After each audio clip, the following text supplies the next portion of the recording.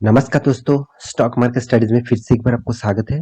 तो आज मैं बात करने वाला हूँ रिलायंस ग्रुप के एक दिग्गज कंपनी के बारे में। देखिए, कंपनी देखा जाए तो फिलहाल के लिए एक पेनी स्टॉक्स है, मतलब एक छोटा कंपनी है। फिर भी देखिए, इस कंपनी में आज के दिन आपात सर्किट देखने को मिला और इसके पीछे क्या रीजन है और क्या कारण है। तो कुछ दिनों से देखा जाए तो कंपनी में आपात सर्किट लगते जा रहे हैं। तो आपात सर्किट लगने का पीछे जो कारण है और जो रीजन है उसके बारे में यहाँ पे बात करूंगा। तो वीडियो को पूरा देखिए, तभी आपको सारे डिटेल्स क्लियर हो जाएगा। और अभी तक आपने इस चैनल को सब्सक्राइब नहीं किया तो जरूर सब्सक्राइब कर लेना, क्योंकि आपको daily basis stock market information और अपडेट चाहिए तो इस चैनल में बने रहिए। तो चलो फटाफट देख लेते हैं आज के स्टॉक के बारे में। तो इस कंपनी के बारे में पूरा डिटेल्स यहाँ पे जानकारी मैं देने वाला हूँ, तो वीडियो को लास्ट तक देखना। और अभी तक आपने इस चैनल को सब्सक्राइब नहीं किया तो जरूर सब्सक्राइब कर लेना, क्योंकि आपको daily basis stock market information और अपडेट चाहिए तो इस चैनल में बने रहिए। तो चलो फटाफट देख लेते हैं आज के स्टॉक के बारे में और कौन सा वो गुड न्यूज़ है जिसके लिए ऑब्वियसली आज के दिन मार्केट में आपात सर्किट देखने को मिला। तो कितना गुड न्यूज़ है कितना बैड न्यूज़ है वो अभी आपको पता चलेगा। तो चलो एक एक करके सारे डिटेल्स दिखा देता हूँ। तो सबसे पहले मैं जो रियल कैपिटल है, जो रिलायंस कैपिटल हो, एक्चुअली एक फाइनेंस सर्विसेज कंपनी है। तो रिलायंस जो कैपिटल है देखा जाए तो आप यहाँ पे देख सकते हैं। टोटली रिलायंस ग्रुप के एक दिग्गज कंपनी है। इसका पेरेंट कंपनी रिलायंस ग्रुप है और इसका सब्सिडरीज है रिलायंस निप्पॉन लाइफ इंश्योरेंस। तो कोई छोटा मोटा कंपनी के साथ जुड़े हुए नहीं, एक अच्छा खासा कंपनी के साथ जुड़े हुए हैं। और कंपनी बहुत छोटा कंपनी है, मात्र 416 करोड़। तो इतना छोटा कंपनी है, एक माइक्रो कैप कंपनी आप बोल सकते हैं। देखिए, माइक्रो कैप कंपनी मतलब तो हमेशा अपर सर्किट नहीं तो लोअर सर्किट, अपर सर्किट नहीं तो लोअर सर्किट, इस तरीके से काम हमेशा चलते आए हैं। क्योंकि इसमें ज्यादातर वॉल्यूम नहीं होते, क्योंकि बायर मतलब ऑपरेटर ज्यादातर इस टाइप कंपनी को ऑपरेट करते हैं। तो रिलायंस जो कैपिटल है वो देखा जाए तो रिलायंस ग्रुप के ही एक दिग्गज कंपनी है। और इस कंपनी में 5 दिन का चार्ट पैटर्न ओपन कर दूं तो आप देख सकते हैं यहाँ पे 14 मार्च, 15 मार्च, 16 मार्च, आज 17 मार्च, सारे के सारे दिन आप देखेंगे तो अपर सर्किट लगते गए, हमेशा अपर सर्किट लगते गए। तो क्या इस तरह डेली बेसिस अपर सर्किट होने के पीछे कारण क्या है और लॉजिक क्या है, वो लॉजिक आपको समझ। तो इस तरीके से अपर सर्किट लोअर सर्किट होने का जो मेन कारण है वो अभी मैं आपको दिखा देता हूँ। चलो, जो रिपोर्ट के ऊपर आ चुका हूँ। देखिए, रिलायंस कैपिटल जो है, इसका जो सीईओ था, मतलब सीईओ मतलब आप सभी जानते हैं चीफ एग्जीक्यूटिव ऑफिसर। तो चीफ एग्जीक्यूटिव ऑफिसर जो थे वो धनंजय तिवारी थे। तो धनंजय तिवारी जी अभी क्या कर चुके हैं, रिजाइन दे चुके हैं। तो इस रिजाइन के कारण से ही यहाँ पे मार्केट में एक पॉजिटिविटी आया। देखिए, अगर कोई सीईओ और कोई एमडी, कोई मैनेजिंग डायरेक्टर, कोई बड़े पद से कोई रिजाइन देते हैं तो स्टॉक के ऊपर भारी भरकम गिरावट देखने को मिलता है। आप पिछले दिनों में जब जुबलियन फूड था उसके ऊपर आप वीडियो देखे होंगे, 12-13% तक गिरावट हो गया था एक दिन में, क्योंकि उसका जो तो यहाँ पे उनका जो चीफ एग्जीक्यूटिव ऑफिसर थे, वो क्या कर चुके हैं, रिजाइन दे चुके हैं। तो मैं पहले आपको बता चुका हूँ। देखिए, कंपनी के अगर जो एमडी होते हैं, जो सीईओ होते हैं, वो अगर अच्छा खासा काम करते तो वो अगर रिजाइन दे देते हैं तो कंपनी के लिए बहुत प्रेशर क्रिएट हो सकते हैं। तो इसलिए इसमें इन्वेस्टर ज्यादातर उस कंपनी के ऊपर सेलिंग करना स्टार्ट कर देते हैं। मगर यहाँ पे जो धनंजय जी थे, तो उन्होंने जो मतलब चीफ एग्जीक्यूटिव ऑफिसर का जो डेजिग्नेशन उनका थे, मतलब उस पद में जो काम कर रहे थे, तो वो एक्चुअली उतना खास काम नहीं कर रहा था। तो इसलिए मार्केट को पॉजिटिव क्यों लगा, क्योंकि देखिए, अगर कोई बोर्ड का कोई मेंबर अगर कोई भी कंपनी से निकल जाता है तो सबसे पहले देखा जाता है वो कंपनी के लिए कितना इंपॉर्टेंट थे, वो कंपनी के लिए कितना काम कर रहे थे और कंपनी को ग्रोथ कराने के लिए कितना पॉजिटिविटी था उनका।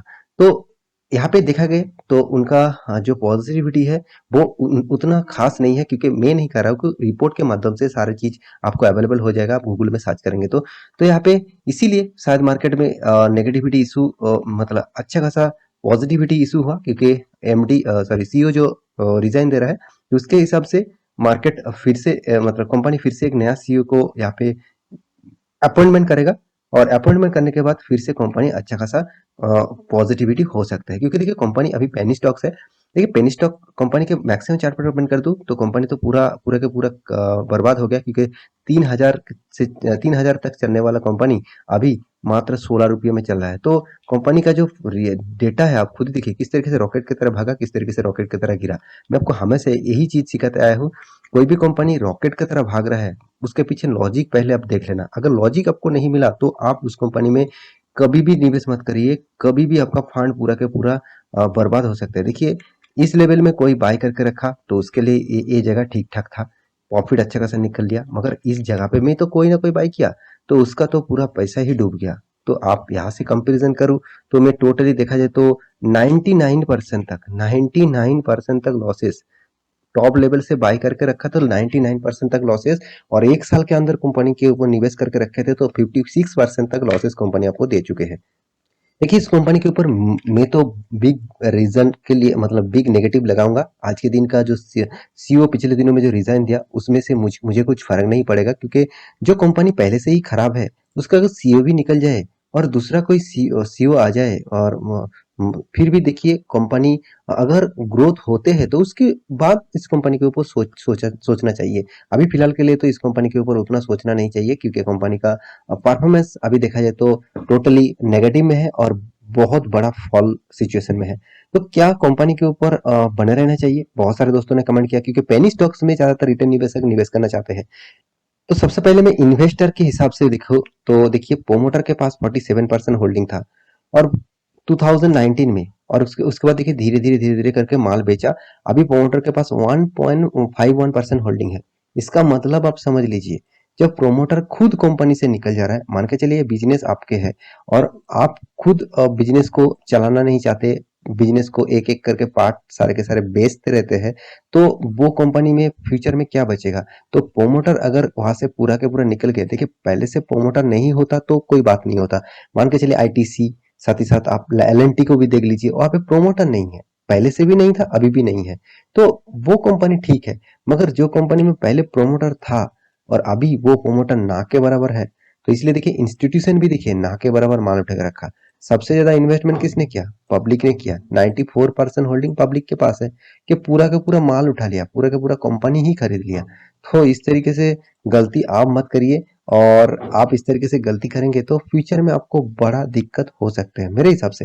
बाकी आपको लगे हाँ इस कंपनी रॉकेट बनेगा, फिर से एक जबरदस्त परफॉर्मेंस करेगा, और जिस तरीके से 3000 रुपया गया था फिर से 3000 रुपया जाएगा, देखिए जा भी सकते हैं, मैं ये नहीं कहूंगा कोई कंपनी ना जा नहीं सकता, जा भी सकते हैं। अगर इसका मैनेजमेंट फिर से एग्रेसिवली काम करे और कंपनी को फिर से प्रॉफिटेबल बिजनेस में लेके आए तभी ये हो सकता है। मगर फिलहाल के लिए जो सिनेरियो है वो जरूर कहूंगा, क्योंकि देखिए कंपनी का रिजर्व, जो रिजर्व है कंपनी का, पहले तो कंपनी का पॉजिटिव रिजर्व था, अभी देखिए टोटली नेगेटिव रिजर्व बन रहा है, मतलब कंपनी का रिजर्व भी कुछ नहीं बचा, सारे के सारे चीज गिरवी हो गया, सारे के सारे प्रोडक्ट गिरवी हो गया, तो कंपनी का रिजर्व नहीं बचा। साथ ही साथ कंपनी के पास अभी 27,000 करोड़ का कर्जा भी है, और आपको तो रिटर्न तो नहीं दिया, हाँ एक चीज दिया, बहुत बड़ा लॉसेस। कितना बड़ा लॉसेस आप देख लीजिए, आप 10 साल तक निवेश करके रखे थे तो 25% का लॉस, और 5 साल में 50% का लॉस, 3 साल में भी 50%, और एक साल में करीबन 35% तक लॉसेस। कंपनी का सेल्स ग्रोथ पॉजिटिव में है, मगर प्रॉफिट ग्रोथ कुछ भी डेटा अवेलेबल नहीं है। साल भर की बात करूं तो कंपनी प्रॉफिट पहले तो अच्छा खासा करते थे, तो इसलिए देखिए कंपनी रॉकेट की तरफ भाग भी रहे थे। उसके बाद अचानक जो रिलायंस ग्रुप का जो हालत हुआ, मतलब रिलायंस कैपिटल का जो हालत हुआ, आप खुद ही देख सकते हैं किस तरीके से हालत बर्बाद हो गया। और कंपनी के फाइनेंस सेक्टर से बिलोंग करने वाला जितने सारे कंपनीज है, सबसे छोटा कंपनी अब बोलेंगे तो रिलायंस कैपिटल है, सबसे छोटा कंपनी। एनबीएफसी के दुनिया में इतना छोटा कंपनी काम कैसे करेंगे वो तो पता नहीं, क्योंकि 400 करोड़ इसका मार्केट कैपिटलाइजेशन है और खुद कर्जा लेके रखा है 27,000 करोड़, और एनुअली तो इनकम नहीं हो रहा है, सारे के सारे लॉसेस हो रहा है, क्योंकि कंपनी को कैसे इनकम होगा? पहले सेल्स कम है, दूसरी बात कंपनी का इंटरेस्ट भी पे करना पड़ रहा है जबरदस्त, साथ ही साथ कंपनी के एक्सपेंस भी जबरदस्त हो रहा है, तो इसीलिए कंपनी टोटल लॉस में जा रहा है। आप खुद ही एक बार डेटा देख लेंगे तो आपको पता चल जाएगा। देखिए पहले क्या हुआ, कंपनी का इनकम देखिए, उसके बाद देखिए एक्सपेंस उससे भी ज्यादा हो गया, हर साल में कंपनी का एक्सपेंस ज्यादा हो रहा है, उसके साथ इंटरेस्ट भी देखिए कितना जबरदस्त इंटरेस्ट पे करना पड़ रहा है, तो हाथ में घंटा बचेगा, तो इसलिए टोटली लॉस है। तो इसलिए लॉस हमेशा करते आया है। तो मैं एक चीज जरूर कहूंगा, देखिए मेरे खुद के ओपिनियन से मैं इस कंपनी के ऊपर तो बिग क्रॉस लगाना चाहता हूँ। मैं पेनी स्टॉक में निवेश तो ज़रूर करता हूँ, मगर इस पेनी स्टॉक में मैं निवेश नहीं करता हूँ क्योंकि जिसका फंडामेंटली फाइनेंशियली ग्रोथ फ्यूचर में कुछ भी नहीं है और जो टोटली नेगेटिव में है, उसके ऊपर मैं उतना भरोसा नहीं करता। मैं पेनी स्टॉक में निवेश ज़रूर करता हूँ, अगर वो कंपनी फंडामेंटली फाइनेंशियली स्ट्रांग है और फ्यूचर ओरिएंटेड है, तभी उसके ऊपर मैं ज़्यादातर फोकस देता हूँ। तो आशा करता हूँ सारी जानकारी आपको मिल चुका है। तो मेरे वीडियो अच्छा लगे तो लाइक करना, दोस्तों के साथ शेयर करना और इस चैनल को सब्सक्राइब भी करना। और जाते-जाते मैं यही कहूँगा, अभी तक आपने डीमैट अकाउंट ओपन नहीं किया तो नीचे लिंक मिल जाएगा और साथ ही साथ आप टेलीग्राम के जॉइन भी हो सकते हैं, आपको इंट्राडे लेवल में काम करना है तो। आप एक बार जॉइन होके देखिए, आपको अगर अच्छा लगे तो रहना, नहीं तो आप निकल जाना, कोई बात नहीं। आप जाकर एक बार चेकआउट कर सकते हैं। तो मिलते हैं नेक्स्ट स्टॉक लेके, तब तक के लिए अच्छे से रहिए, अपने ख्याल रखिए। Bye bye.